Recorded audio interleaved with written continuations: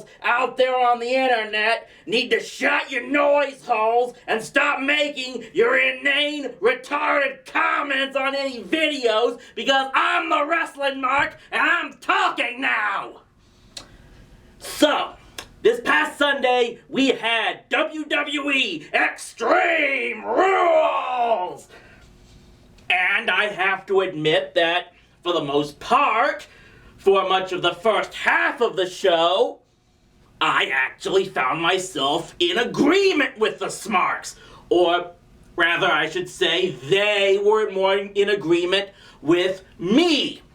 Much of the opening matches were actually really good, and we all seemed to believe that together. And then came the Asylum match between Dean Ambrose and Chris Jericho. And yeah, for the most part, that match was a dud. As usually is the case when you come up with these cockamamie, out-of-nowhere, original gimmick matches that fortunately we don't see very often in WWE anymore. They were the type of matches we did unfortunately see way too often, like once every 2 to 3 months back in the beloved Attitude Era. We had to have King of the Mountain matches, or, the Good Housekeeping matches, and all those god-awful buried alive matches. But yeah, this idea of an asylum match that was to work to Dean Ambrose's advantage, it plotted on even worse than you can accuse the Big Show of doing, for the most part. But then came the ending, when that psychotic monster Ambrose, pulls a Mick Foley and spreads thumbtacks all over the place. And of course, it ends with whatever people wanted to see, him slamming Jericho into those thumbtacks for the win. Let me ask you something, people. Have you ever felt what it's like just to step on one thumbtack? Do you know the excruciating pain you go through, even just in the agonizing process of removing just one? Yeah, but for some reason, you like to see a guy get hundreds of those pushed into his body all at once, because you're all a bunch of sadists. Yeah. That's the kind of stuff you like to see?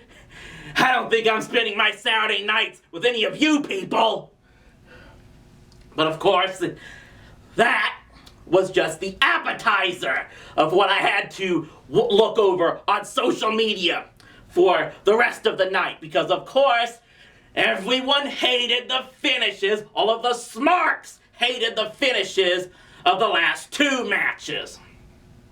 In the case of the women's submission match between Natalya and Charlotte, it wasn't bad enough for you guys to whine about that Charlotte once again retains, because they didn't give the belt over to a woman in her 30s who's already been women's champion before, just because you want that belt taken off her ASAP. But of course, you didn't like the fact that the finish came about because Dana Brooke shows up disguised as Ric Flair in order for a distraction, because it's not just that you guys supposedly want to see everyone share the belt every so often, but no, every finish has got to be clean because it has to look more real. Like, you be able to believe that, see, that match really happened. They really weren't trying to kill each other. It was real, damn it. It's still real to me.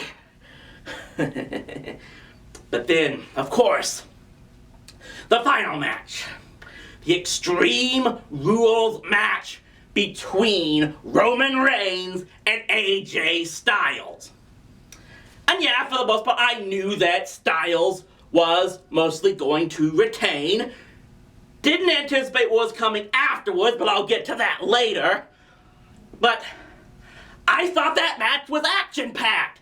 It had just the right twists and turns in every situation that you expected it to be. And I still thought that finish was awesome. I mean, for crying out loud, Roman Reigns delivers a spear in midair as Styles is looking to springboard off the top rope. And that's still not good enough for you people, because you had to have Styles win the match. Because you people, you have no concept of long-term storytelling. Let me ask you this. Look, and I think AJ Styles is going to become world champion soon, eventually. But not yet, not now, because let me ask you people something. Seriously, all you guys in the IWC, let's say you just up and put the belt on AJ Styles right now in a middle-of-the-pack pay-per-view event. What next? Where do you go from there? What type of storyline do you have going for AJ Styles now that you've just thrown the belt on him in the middle with no major real build-up that would really be deserving of a guy who's this much over? What selling point would you have for his next match other than, oh, we've got the best fake fighter with his fake fighting championship, and we're going to just throw him in the next match with the next best fake fighter? There's no reason to want to pull for these guys other than, yay, they're doing professional roughhousing. They're just pretending to beat the crap out of each other, and you think that as long as it's going to look as realistic as possible, that, again, it's somehow going to get respect and legitimacy from the national sports people out in the world, because you can't handle that fact, even though you've followed wrestling because it's supposedly the outcast sport, you're still begging to get respect. But then, of course, you hated that finish, but then you, of course, just went off and got huge pop for the guy who finally returned. Seth Rollins. Let me make this clear first off. I like what Seth Rollins does as a character.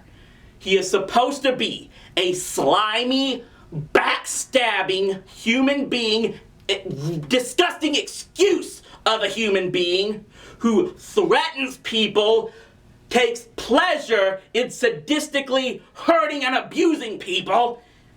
He does that role perfectly, but of course he's a coward when it comes to actually manning up for the most part. It's the stereotypical heel character. But you guys can't follow along and boo that stereotypical heel character. Seth Rollins gets the most pop of anyone of that night, and why does everyone love him?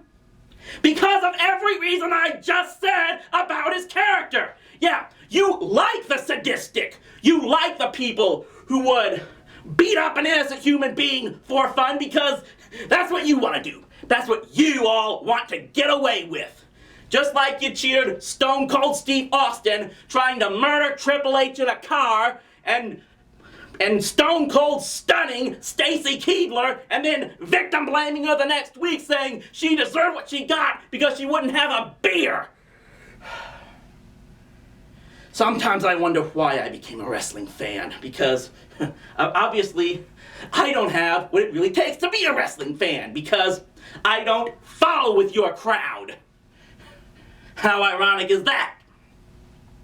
You guys didn't like, so many of you people didn't like to follow the mainstream sports crowd, so you gravitated here to professional wrestling. And now, you not only complain left and right about everything about professional wrestling, like a purist baseball fan complains about the game being played too much time indoors and in night games and complaining about the designated hitter, but yeah. Not only are you now complaining about wrestling that much, but you ridicule and ostracize any other wrestling fan who dares oppose your opinions. You guys, and I can only imagine what's going to happen next. We've got Money in the Bank coming up next. I've got my opinions, feelings about who I think should win the Money in the Bank briefcase. We'll wait and see what happens there and what they're going to do with it. I actually have my own idea of if I was running a storyline up to this point about what I would do, not just for Money in the Bank, leading up into SummerSlam, but then carrying on all the way into the Royal Rumble and eventually into WrestleMania. Now, I have no idea if WWE is going to follow that. We're just going to wait and see. But I think what I've got in mind, definitely what they've got in mind, certainly a lot better than what you guys think of just, throw all the fake fighters out there and let them do whatever the heck they want. Because you guys, you just have no vision. You want your sport to be as realistic as possible while still being scripted. You want to have your cake and eat it too. And if you don't like what I have to say, well then I guess you better not tune in next time, because I'm going to be right here ranting and raving and giving you guys a taste of your own medicine and seeing how much you like it. Because I'm the Wrestling Mark.